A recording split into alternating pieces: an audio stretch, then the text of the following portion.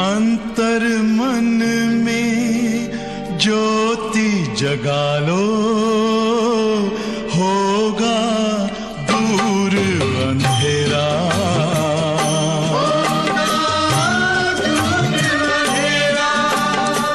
शिव का कर लो ध्यान, आ रहा पावन पुण्य सवेरा।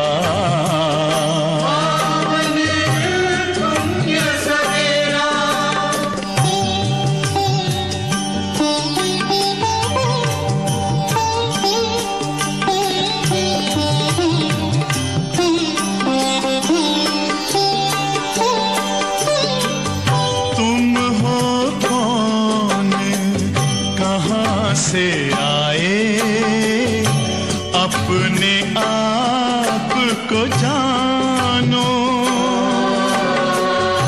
राजयोग के द्वारा अपना परम पिता पहचानो।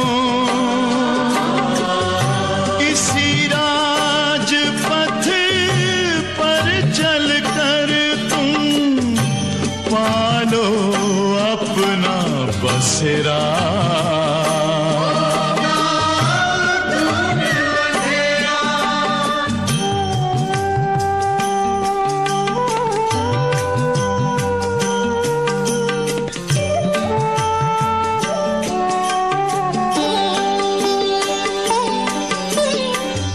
तुम हो आत्मा तन से न्यारे, परमात्मा को प्यारे। दिव्य गुणों को धारण करके योगी बनो दुलारे। ज्योति बिंदु ही तोड़ेगा ये माया का घेरा।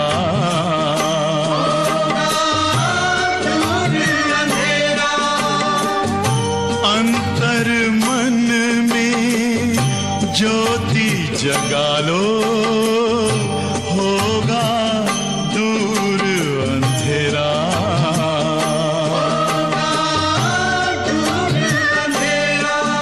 ओम शांति, शांति, ओम शांति।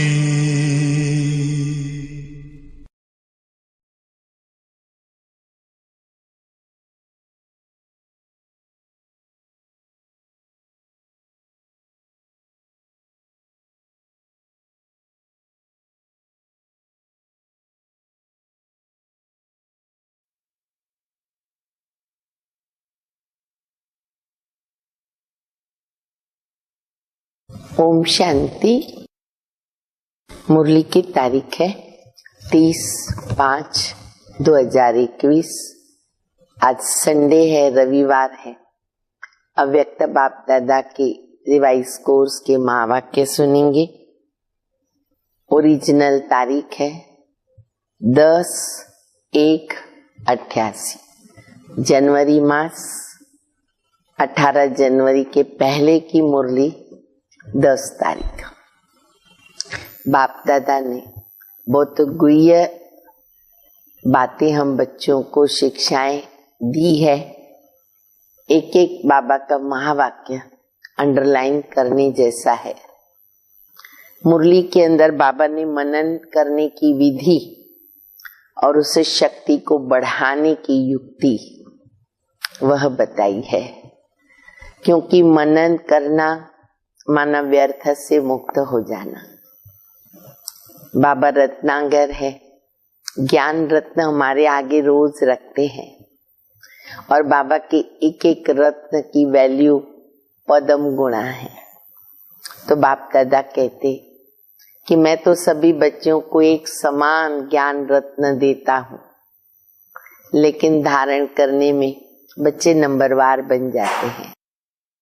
क्योंकि मनन करने की विधि में परिवर्तन है और उसको बढ़ाने की जो युक्ति है उसमें बच्चे पुरुषार्थी हो जाते हैं, तो नंबर बन जाते।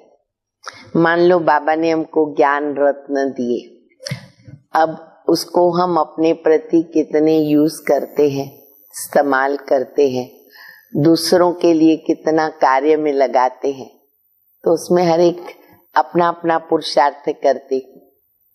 तो जो जितना ज्यादा लगाते हैं, तो इस बाबा के खजाने की विधि ये है, नियम ये है कि आप यूज करोगे तो वो बढ़ेगा, तो उन बच्चों का बढ़ता है।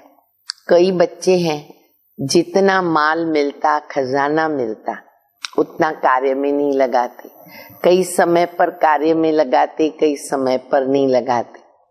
जैसे स्थूल धन होता है, कई जो होते हैं तिजोरी में रख छोड़ते हैं, इस्तेमाल ज्यादा नहीं करते हैं, तो उसकी जो प्राप्ति सुख चाहिए वो मिलेगा नहीं।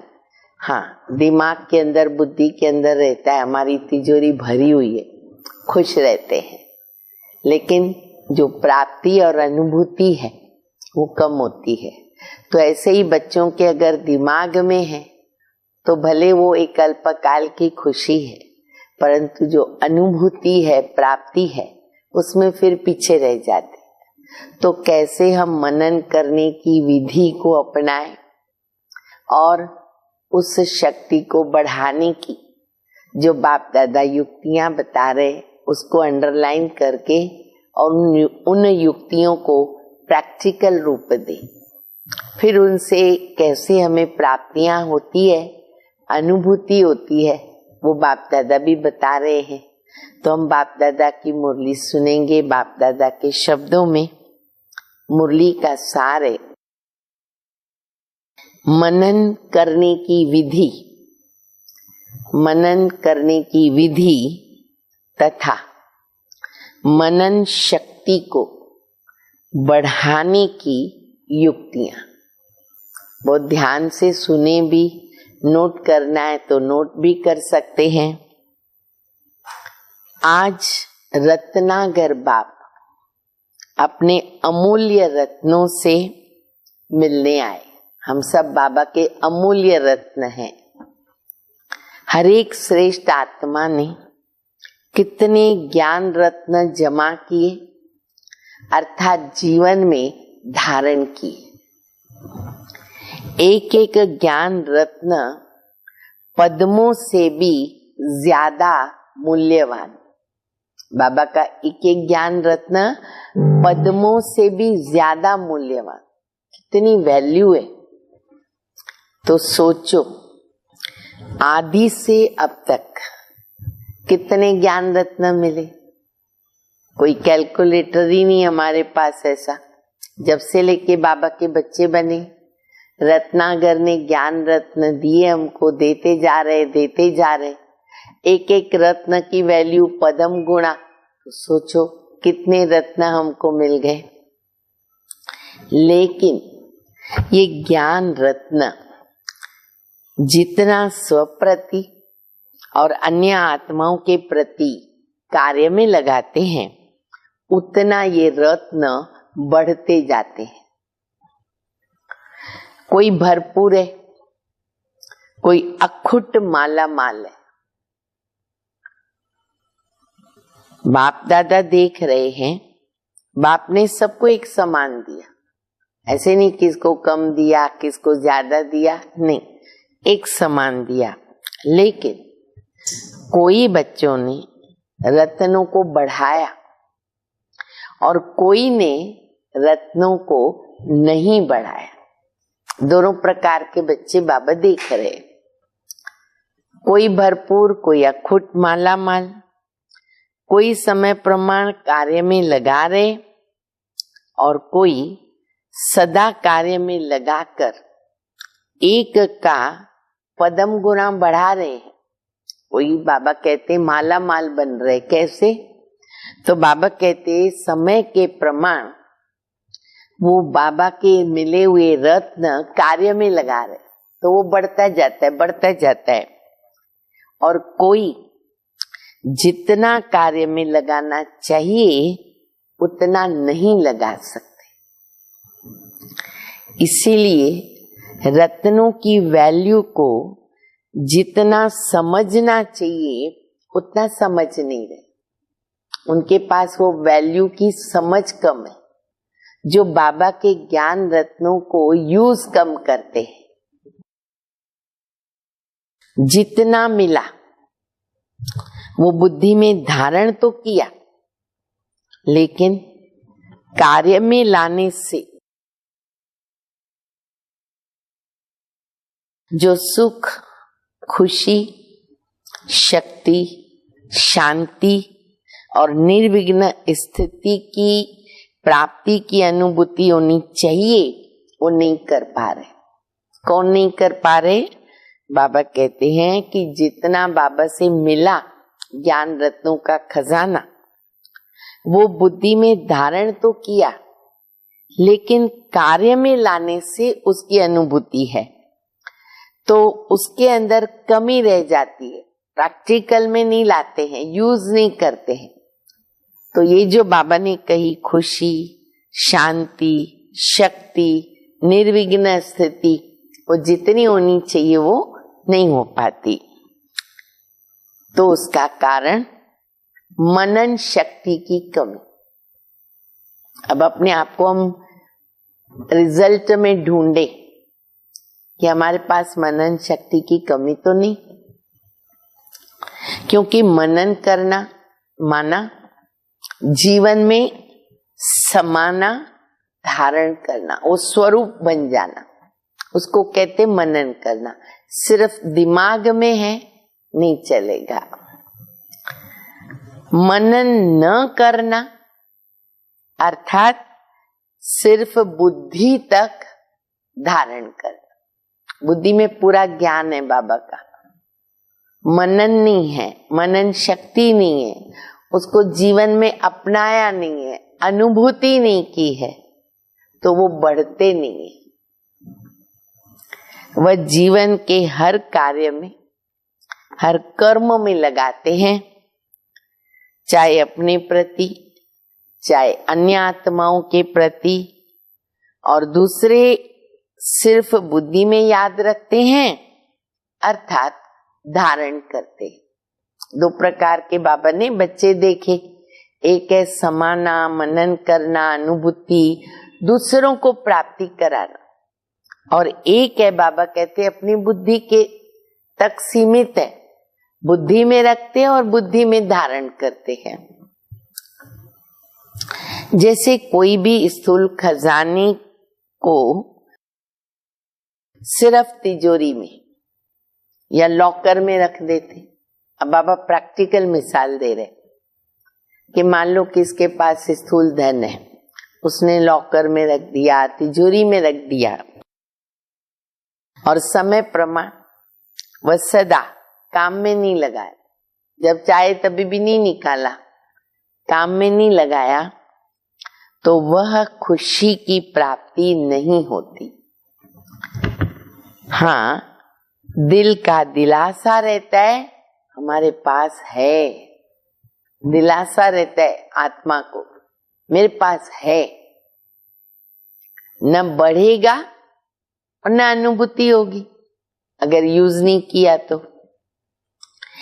ऐसे ज्ञान रत्न अगर सिर्फ बुद्धि में धारण किया, याद रखा, मुख से वर्णन भी किया, बुद्धि में रखा, बाबा की वो ज्ञान रत्नों को धारण किया बुद्धि तक, अच्छा दूसरे के आगे वर्णन भी किया, पॉइंट बहुत अच्छी है, तो थोड़े समय के लिए अच्छी पॉइंट का अच्छा नशा भी रहता है। बुद्धि के अंदर आ गया ज्ञान, किसी के आगे वर्णन भी किया, बाबा ने कितना अच्छा बताया, तो वो थोड़े समय की खुशी भी मिलती है, नशा भी रहता है। लेकिन जीवन में हर कर्म में उन ज्ञान रत्नों को लाना है, क्योंकि ज्ञान रत्न भी है, ज्ञान रोशनी भी है और ज्ञान शक्ति भी है। नोटेड पॉइंट है, ज्ञान रत्न है, ज्ञान रोशनी है, ज्ञान शक्ति है। इसीलिए अगर इसी विधि से कर्म में नहीं लाया तो वो बढ़ता नहीं। विधि से कर्म में नहीं लाया, बढ़ता नहीं, अनुभूति भी नहीं होती है। ज्ञान पढ़ाई भी है। देखो और भी बाबा टाइटल दे रहे, सब ध्यान पे रखो और अनुभव करें, चेकिंग करें। जैसे बाबा ने कहा रोशनी है, शक्ति है, रत्न है। अब बाबा कहते ज्ञान पढ़ाई भी है।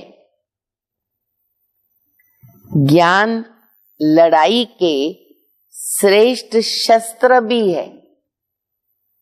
पढ़ाई भी है, शस्त्र भी है।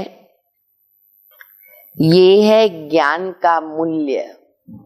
सारा मूल्य बाबा ने हम बच्चों के आगे रखा। मूल्य को जानना अर्थात कार्य में लगाना, और जितना कार्य में लगाते हैं उतना शक्ति का अनुभव करते जाते। शक्ति बढ़ती जाती आत्मा के अंदर, बुद्धि भी दुरांदेशी विशाल बनती जाती है। जैसे शस्त्र को समय प्रमाण अगर यूज नहीं करो, शस्त्र रखा है पर उसको समय प्रमाण यूज नहीं करो तो वह शस्त्र बेकार हो जाता है। पड़े पड़े क्या करेगा, जंक खा जाता है। अर्थात उसकी जो वैल्यू है ना वो उतनी नहीं रहती है। तो ज्ञान भी शस्त्र है। अगर माया जीत बनने के समय शस्त्र को कार्य में नहीं लगाया तो जो वैल्यू है उसको कम कर दिया। क्यों? लाभ नहीं लिया। स्पष्ट कर दिया बाबा ने। माया से युद्ध है, ज्ञान के शस्त्र की जरूरत रहती है। तो बाबा कहते अगर समय पे उसको कार्य में नहीं लगाया, शस्त्र पड़ा रहा, तो फिर वो लाभ नहीं मिल सकता। लाभ लेना अर्थात वैल्यू रखना। ज्ञान रत्न तो सबके पास, बाबा ने जो भी बाबा के बच्चे बने सबके आगे ज्ञान रत्नों की थालियां भर भर के बाबा ने दे दी। क्यों? अधिकारी है। ज्ञान सागर बाबा के बच्चे हैं, अधिकारी हैं, लेकिन भरपूर रहने में नंबरवार। मूल कारण सुना दिया। क्यों भरपूर रहने में नंबरवार? बाबा कहते मूल कारण सुना दिया। क्या? मनन शक्ति की कमी। अब हमें ये देखना है मेरी मनन शक्ति कैसी, कितनी यूज हो रही है। ज्ञान को मनन करना, बाबा के दिए हुए रत्नों को मनन करना बहुत जरूरी है। हीरे मोती प्राप्त होते हैं और मनन करने से ये जबरदस्त फायदा होता है, व्यर्थ अपने आप चला जाता है, व्यर्थ से मुक्त हो जाते। अगर हम मनन नहीं करते हैं तो व्यर्थ कुछ ना कुछ चलता रहता। तो मनन शक्ति से ये बहुत बड़ा फायदा होता है। तो बाबा कहते जितना कार्य में लगाएंगे अपने लिए, दूसरों के लिए, तो ये बढ़ता जाएगा। मनन शक्ति बाप के खजाने को अपना खजाना अनुभव कराने का आधार है। जैसे स्थूल भोजन हजम होने से क्या बन जाता है, अंदर खून बनता है। खाते तो भोजन है लेकिन हजम करते तो अंदर वो खून बन जाता, क्योंकि भोजन अलग है। उसको जब हजम कर लेते हैं तो वो खून के रूप में अपना बन जाता है। ताकत आ जाती है ना शरीर के अंदर, स्ट्रांग हो जाता है शरीर, काम कर सकते हैं। ऐसे मनन शक्ति से बाप का खजाना वो मेरा खजाना, ये अपना अधिकार अपना खजाना, ऐसे अनुभव होता है।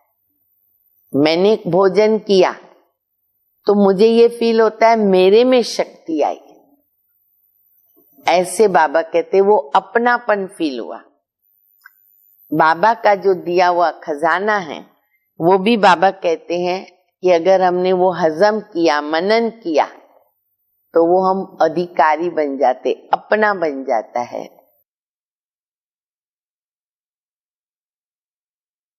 बाप दादा पहले भी सुनाते रहे, साकार मुरली के अंदर भी, अभी जो बाबा कहावत बता रहे वो कई बार सुनी है।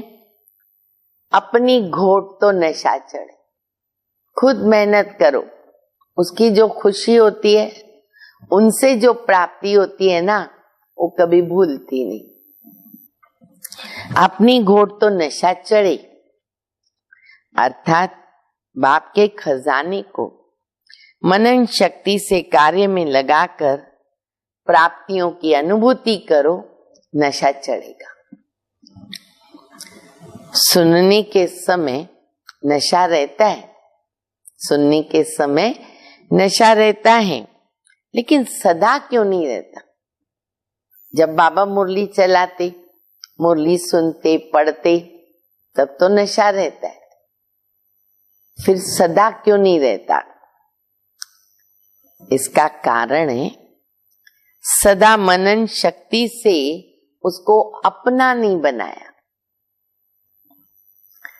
मनन शक्ति अर्थात सागर के तले में जाकर अंतर्मुखी बनकर हर ज्ञान रत्न की गुह्यता को जानना। मनन शक्ति माना, सब बाबा क्लियर कर रहे सरल भाषा में। मनन शक्ति माना बाबा का दिया हुआ ज्ञान, उसके तले में जाओ, गहराई में जाओ। तो तले में कैसे जाएंगे? उसके लिए अंतर्मुखी बनना पड़ेगा। जब तक हम बाहर मुखी है ना, देखो कोई भी व्यक्ति को ज्यादा बोलने की आदत होती है ना, वो अंतर्मुखी नहीं रह सकता, मनन नहीं कर सकेगा ज्यादा। मनन करने के लिए स्वभाव के अंदर अंतर्मुखता जरूर चाहिए। अंतर्मुखी कम बोलेगा, सुखी रहेगा, अंदर अंदर बाबा के ज्ञान को मनन करेगा। तो ये भी चेक करो कि मेरे स्वभाव में अंतर्मुखता है।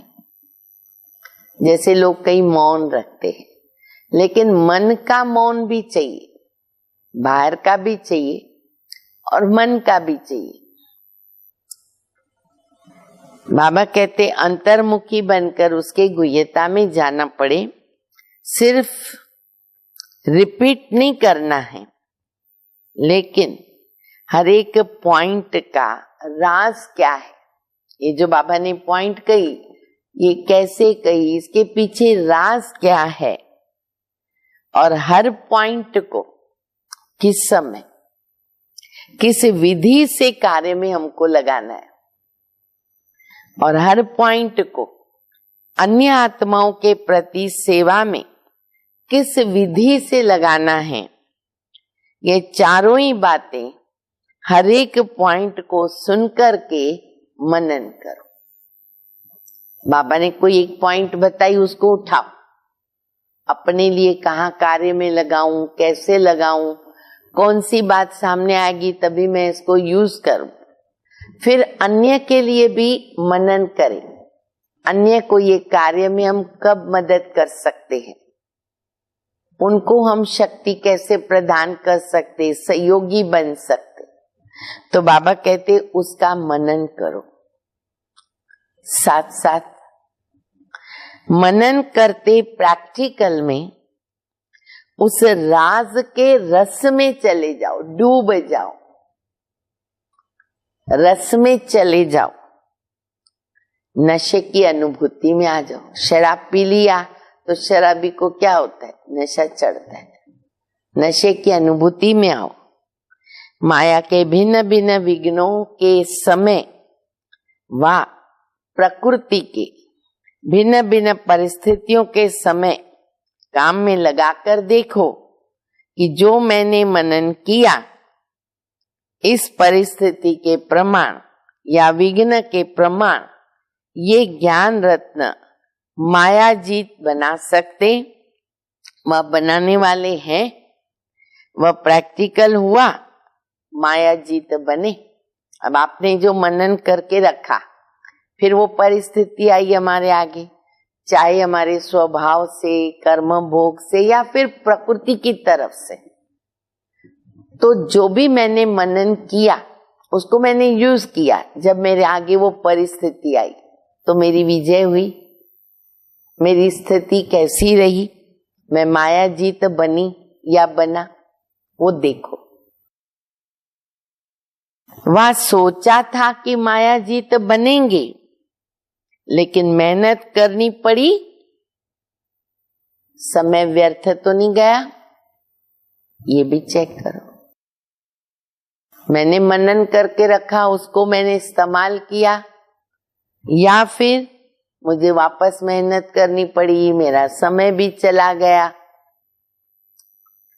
अगर चला गया समय, मेहनत करनी पड़ी, तो सीधे विधि यथार्थ नहीं थी, इसलिए सिद्धि नहीं मिली।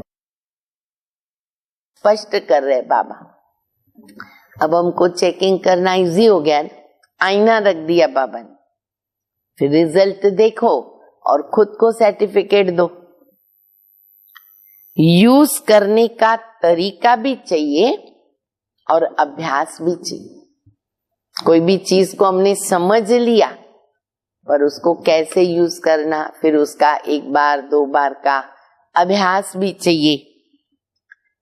जैसे साइंस वाले भी बहुत पावरफुल बॉम्ब्स, शक्तिशाली जो गोले, वो ले जाते हैं, समझते हैं बस इससे अब तो जीत ही लेंगे, लेकिन यूज करने वाले को अगर यूज करने का ढंग नहीं आता तो पावरफुल बॉम्ब होते हुए भी यहाँ वहां ऐसे स्थान पर जाकर के गिरता है, व्यर्थ चला जाता। कई बार ऐसे हुआ है, समझ नहीं है, ढंग नहीं है, अभ्यास नहीं है, वो बॉम्ब अलग जगह हो जाएगा यूज, और जो उनको किसी को मारना है या जो भी उनको अभ्यास करके देखना है, वो उनको रिजल्ट नहीं मिलेगी। कारण यूज करने की विधि ठीक नहीं थी। ऐसे देखो बाबा एक एक बात का आज कितना सब अच्छा मिसाल दे रहे। ऐसे एक एक ज्ञान रत्न अति अमूल्य है। ज्ञान रत्न बाबा का केवल मूल्यवान नहीं, अति मूल्यवान है। ज्ञान रत्न व ज्ञान की शक्ति के आगे परिस्थिति या विघ्न ठहर नहीं सकता है। लेकिन अगर विजय नहीं होती है तो समझो कि यूज करने की विधि हमको नहीं आती है। बाबा ने सब कुछ दे दिया पर हमको यूज करना नहीं आता है। दूसरी बात, मनन शक्ति का अभ्यास सदा न करने से समय पर बिना अभ्यास के अचानक काम में लगाने का प्रयत्न करते हैं ना, तो धोखा खा लेते। कोई भी चीज का अगर आपने अभ्यास नहीं किया और फिर अचानक उसको यूज किया तो भरोसा थोड़ी है कि वो बराबर होगा कि नहीं होगा, तो धोखा भी खा लेते। इसलिए बाबा कहते रेगुलर में उसका अभ्यास करो, प्रयोग करो, यूज करो, अनुभूति करो, तो धोखा खा लेते हैं। तो ये अलबेलापन आ जाता है। ज्ञान तो बुद्धि में है, समय पर काम में लगा देंगे, ये सोचना ही गलत है। लेकिन सदा का अभ्यास, बहुत काल का अभ्यास चाहिए, ऐसे नहीं चलेगा। जैसे कई लोग कहते हैं ना, हाँ अंत में हमको बाबा का ही तो याद आएगा और किसको हम याद करेंगे। नहीं, बहुत काल का अभ्यास चाहिए। किस घड़ी कौन सा संकल्प है और शरीर छूट गया, कह नहीं सकते। तो इसी प्रकार बाबा कहते इसका भी बहुत काल का अभ्यास चाहिए। नहीं तो उस समय सोचने वाले को क्या टाइटल देंगे, उस समय हम सोचेंगे, हमारी बुद्धि में है, हम यूज करेंगे उस समय। बाबा ने उसको टाइटल दिया कुंभकर्ण। क्या दिया? कुंभकर्ण। उसने क्या अलबेलापन किया? क्या अलबेलापन किया? यही सोचा आने दो, आएंगे तो हम जीत ही लेंगे, हमें सब कुछ नॉलेज है, बाबा ने दी हुई है, दिमाग में सब कुछ है, कर लेंगे उस समय। तो ऐसा सोचना कि समय पर हो जाएगा, ये अलबेलापन धोखा देता है। ये नोटेड पॉइंट है। ये अलबेलापन धोखा देता है, हो जाएगा, कर लेंगे। इसलिए हर रोज मनन शक्ति को बढ़ाते जाओ। होमवर्क दे दिया बाबा ने, अभी से स्टार्ट करें मनन शक्ति बढ़ाना। रिवाइज कोर्स में व अव्यक्त जो रोज सुनते हो, तो मनन शक्ति को बढ़ाने के लिए रोज कोई ना कोई एक विशेष पॉइंट बुद्धि में धारण करो, और जो 4 बातें सुनाई ना, उस विधि का अभ्यास करो। कैसे करो वो भी बाबा बता रहे ना। तो बाबा कहते कोई भी एक पॉइंट उठाओ, फिर उसका मनन करो।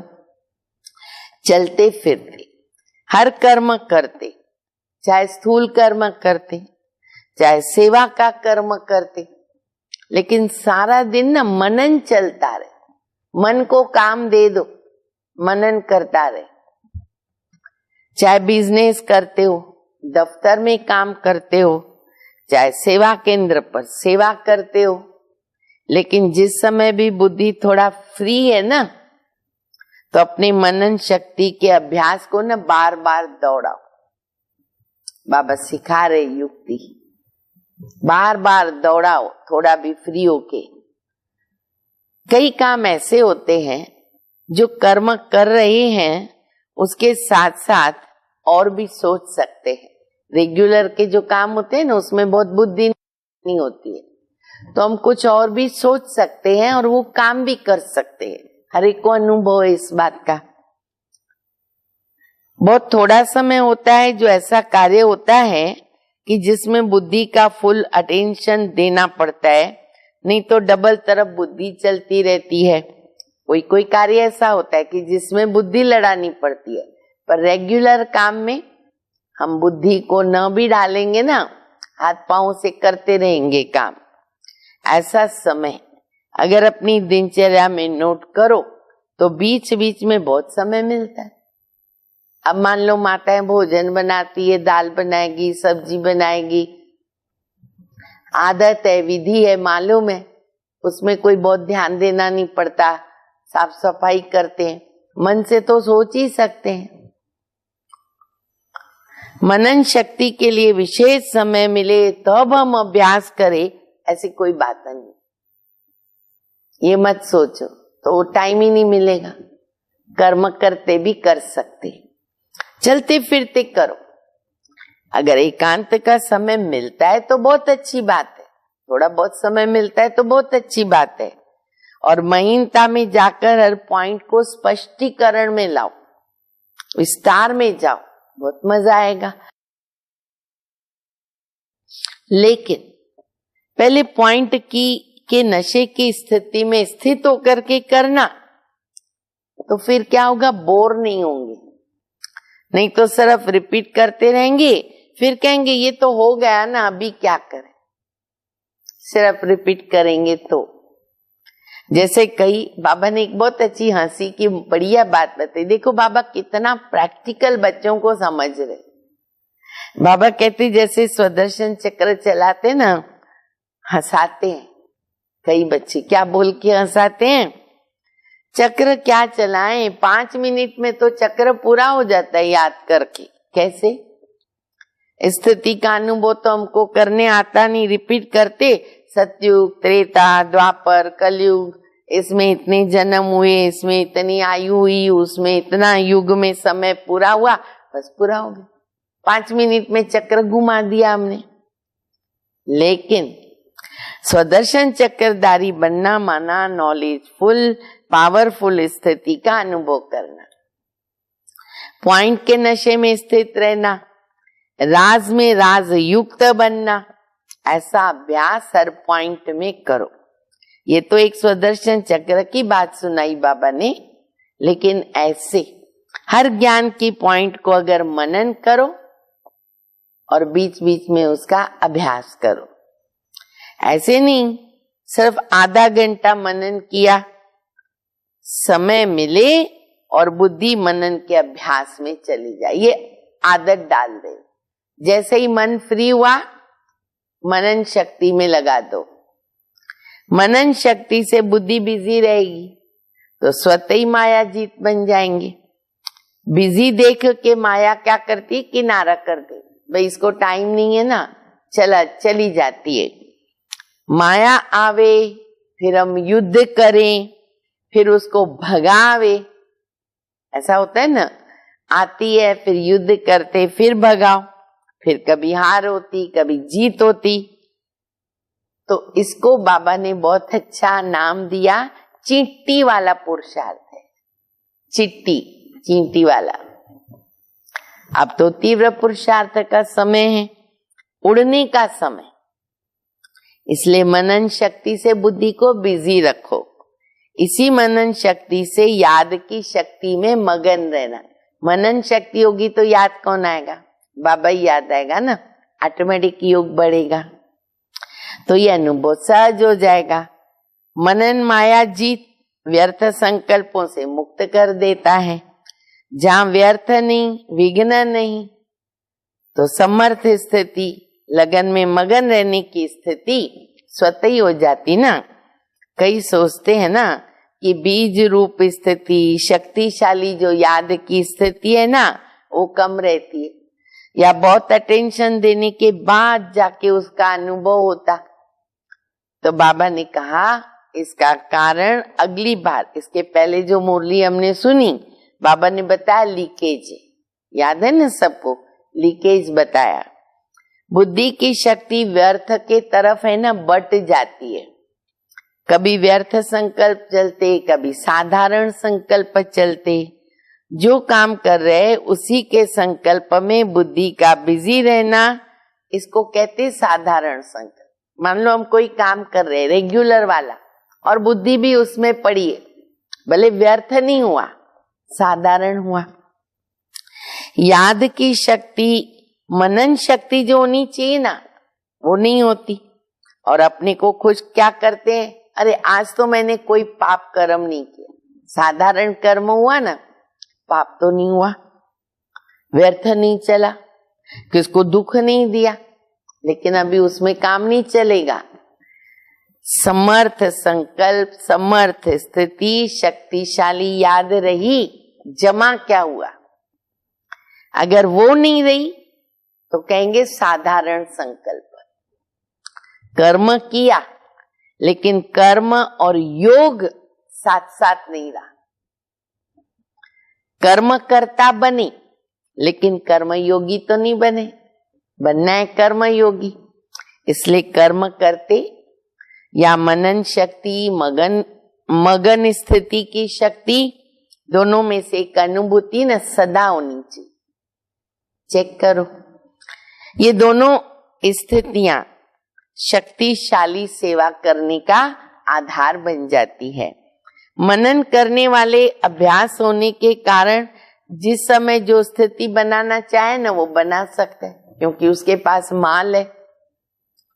लिंक रहने से लीकेज खत्म हो जाता, और जिस समय जो अनुभूति, चाहे बीज रूप की स्थिति, चाहे फरिश्ते की, जो भी करना है सहज कर लेंगे, क्योंकि जब ज्ञान की स्मृति है तो ज्ञान के सिमरण से ज्ञान दाता जो है ना वो स्वतः ही याद रहता है।